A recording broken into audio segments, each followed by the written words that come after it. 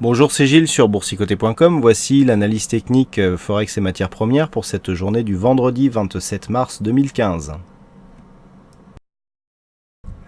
Nous commençons par la paire de devises euro-dollar qui a du mal à valider ici un franchissement de cette zone des 1.10 après avoir ici testé cette zone.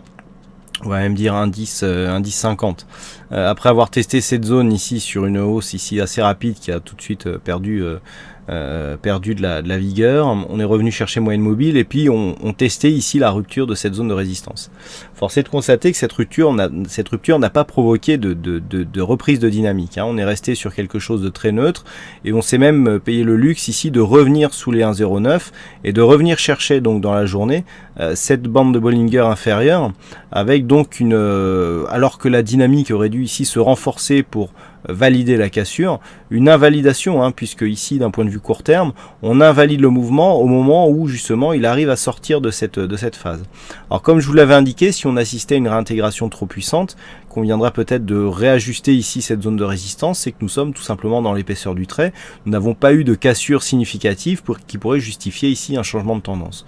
Donc on conserve un biais baissier, et donc un biais baissier d'autant plus que après ici ce retour sur la bande de Bollinger inférieure, on revient ici sur la moyenne mobile 20 exponentielle et qu'a priori on reste ici sur cette zone. On a tenté une petite attaque mais on est vite redescendu. Malgré tout, la configuration irait plutôt sur une poursuite de mouvement haussier. Donc on peut aussi, et c'est le dernier scénario envisagé, valider donc une sortie de cette zone de résistance, mais dans une évolution. Alors au début j'avais parlé d'un trend ici entre 1,09 et 1,10. A priori on serait en train d'élargir ce range, il faut aller entendre range, pas trend, entre 1,08 et 1,10. Bon, pour l'instant il est beaucoup trop tôt pour savoir. A priori on a du mal à casser cette zone de résistance.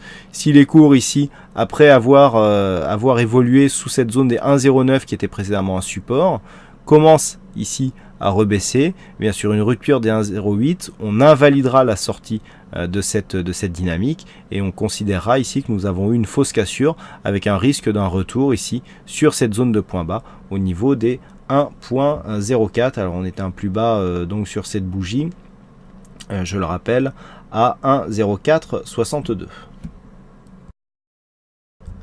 Sur le dollar-yen, par contre, on est toujours dans un biais baissier suite à la mise en place ici de cette tendance. Vous voyez que là, l'alternance de tendance est relativement nette. Ici, on était dans un beau biais haussier, donc entre cette moyenne mobile et la bande de Bollinger supérieure. Donc là, on est dans une belle tendance avec possible prise de position ici sur la moyenne mobile et plusieurs points de contact. À chaque fois, les points étaient relativement intéressants.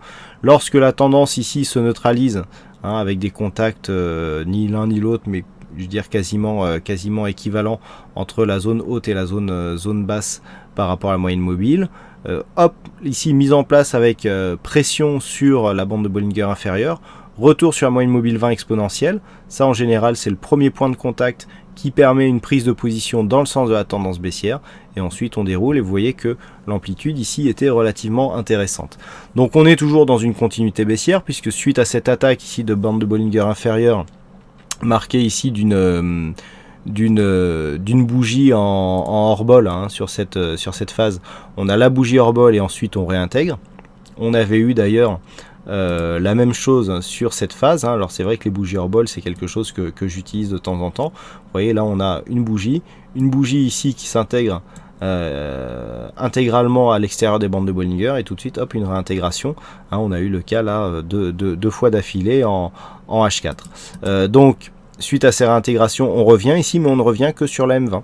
Donc bien pour l'instant, on valide une continuité baissière, d'autant que les indicateurs sont neutres, voire légèrement baissiers, en tout cas pour les oscillateurs, et que sur le contact ici avec ce point haut, le MACD est en train de se retourner pour confirmer aussi la continuité du mouvement baissier. Donc là, on est sur une continuité. Attention, je vous rappelle que du point de vue de l'intégralité de la tendance, nous sommes déjà dans la zone 50-61,8.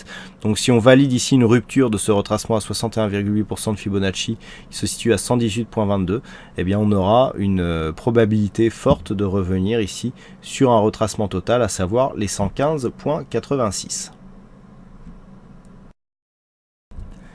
Et puis pour le gold, nous avons là aussi une continuité de tendance haussière, puisque suite à la rupture ici de cette zone de résistance, on avait défini un objectif à 1208 $ l'once. Alors l'objectif a été relativement atteint facilement, puisqu'on a eu ici donc une petite attente sur cette zone des 1187, qui était une zone majeure qui avait été signalée depuis très longtemps. On a validé une rupture de cette zone, on l'a retrouvée comme zone de support, et hop, tout de suite on est venu ici valider un contact sur les 1208 avec un petit dépassement ici, bon, qui n'a pas été jusqu'à la zone des 1223 $ l'once. Et vous voyez, on revient ici, alors un petit peu comme sur le dollar yen tout à l'heure, nous avons ici une bougie totalement hors bol, et donc sur cette bougie, eh bien, on revient directement chercher la moyenne mobile 20 exponentielle. Donc au même mot, les mêmes effets et les mêmes remèdes. Nous avons ici un beau signal d'exagération. Donc sur cette configuration, on voit que les cours ici viennent s'appuyer sur cette moyenne mobile et commencent à évoluer d'une manière un peu plus neutre. Donc on est toujours ici dans une tendance haussière assez intéressante. Bon, pour l'instant, les oscillateurs montrent toujours une continuité dans la consolidation. Par rapport à la poursuite de ce mouvement, tant que la moyenne mobile 20 exponentielle tient, eh bien, on peut avoir ici une rupture de cette zone des 1208, sachant que la prochaine rupture devrait nous donner comme objectif la zone ici des 1223 $ l'once. Voilà ce que nous pouvons dire sur cette analyse technique Forex et matières premières. Je vous souhaite à toutes et à tous un bon week-end, bonne chance dans vos prochains trades, et on se retrouve donc dès lundi prochain pour d'autres analyses techniques sur le site boursicoté.com. Bonne soirée à tous et bon week-end.